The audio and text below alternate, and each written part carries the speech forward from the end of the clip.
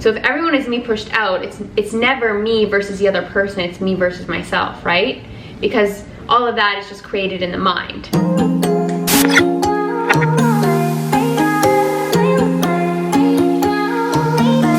Hi friends, Zoe here. I hope you're having an amazing day. Welcome back to November, when I post 30 videos in 30 days, and each different day has a theme. And today's theme is Real Talk Thursdays, where I just get real and vulnerable with you guys and just chat about what I'm going through or what I'm learning in my own life. And today we're actually going to talk about vulnerability. So I'm going to be talking about vulnerability, why it heals, how it deepens your self-love journey, and how to make it easier. So let's get started. Alright, so if you guys are new to my channel, please be sure to hit that thumbs up and subscribe down below. I'm posting a video a day for 30 days for November, but outside of that, I love to share content with you about my life, about spirituality, self-improvement, all that good stuff. It's just a high vibe community we have going on here, so be sure to join. And today I'm going to talk to you about vulnerability. So I first want to touch on how vulnerability is healing and how it actually deepens the self-love journey within yourself. I know it can be so hard to really push yourself out of what is your comfort zone and acknowledging your emotions, acknowledging your personal truth, but it's more and more of people sharing their truths in this world that allows us all to heal on a deeper level. As one. We are all connected in consciousness. So for example, when you may see me get vulnerable on YouTube, or another YouTuber get vulnerable on YouTube, or someone sharing their truth in a documentary that's very compelling, and it can be cathartic for you, which means that it can cause emotions to arise in you. It can cause you to accept your own self even more if there's similarities within the journey. And that's why vulnerability is so powerful, because when we each as individuals acknowledge our truths, we actually deepen that relationship we have with ourselves. We're acknowledging, yes, this is something that's happened to me, or yes, this is something I can relate to, or yes, I felt that way before and I'm not alone. So when we're called to be vulnerable in our lives, it can be for many different reasons. It can be to honor our truth, right? Step into more empowerment around our past and healing our past. Or it could be to have deeper conversations in a relationship or a friendship to mend something. Whenever we have a call to be vulnerable, it's a call to heal. It's a call to step into more and more of our power, to not give our power away, to acknowledge ourselves. And that way you can see that being vulnerable in whatever capacity it might look like, it could be sharing yourself online, sharing your truth with someone, having a deeper conversation, or a conversation that you find that you're resisting. It always leads to you feeling better, you feeling more relieved because you honored your truth. And especially in times right now when the earth is really cleansing itself in all sorts of different ways, the more and more people that can step up and start sharing their truths, what's true for them, acknowledge their healing journey in different ways, it can help all of us heal together, right? So think about a time in your life when you may have saw someone be vulnerable in whatever capacity that might look like, and it gave you more permission to be vulnerable with yourself, to be vulnerable in your own life. That is such huge power. And in my personal journey, I remember I used to have such a hard time with my throat chakra. I used to have such a hard time speaking my truth or acknowledging my emotions. And YouTube has been a journey that really has helped me to do that, right? And the wonderful thing about vulnerability is that, like, once you kind of push your comfort zone, you've just expanded your comfort zone. You don't hop back and you don't get scared of doing the things you've done before. You simply just keep pushing that barrier that you have within yourself. So I'll give you a simple example. Crying in a YouTube video. That at one point I remember I was like, oh my god, I could never like show myself that way, or I could never show myself without makeup in a YouTube video. I could never do that.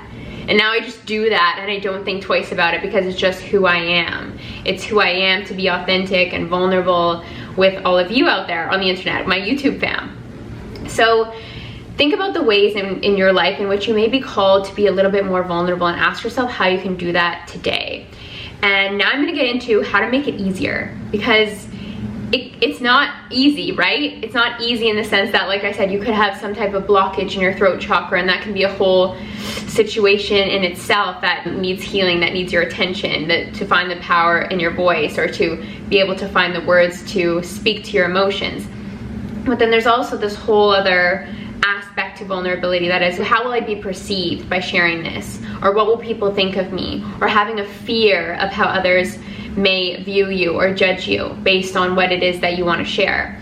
And for me personally, as I've expanded this comfort zone when it comes to vulnerability, I care less and less what other people think of me, and that's a huge gift, because I don't think twice about the things that I do anymore. I live by my intuition and I just trust it. I used to worry a lot about, you know, what people might think of me, how they might perceive me, or even just in the simplest form of, if there was a guy that I liked, I wondered if he would find me less attractive because I was sharing things. And the more and more that I've gone on this journey, and I have become more and more comfortable with sharing exactly who I am, right? I love myself even more as I honor my truth more deeply and more deeply every single day. But the people in this life who are meant for you are going to love you for exactly who you are. So by you being vulnerable when you sharing your truth, if people are triggered by that or be resistant of that, you're just honoring yourself, and that's the best thing you can do. Like I mentioned in a recent video, you came here to trigger people as well. And the right people, the people who are meant for you, they won't miss you, they won't pass you by, and they'll be the ones that will stay in your life. Sometimes for a season, sometimes for a reason, and sometimes for a lifetime. But trust that the more you are yourself is the best thing that you can do. The more you're vulnerable, the more you're honoring your truth, that is all that you need to do. That's all.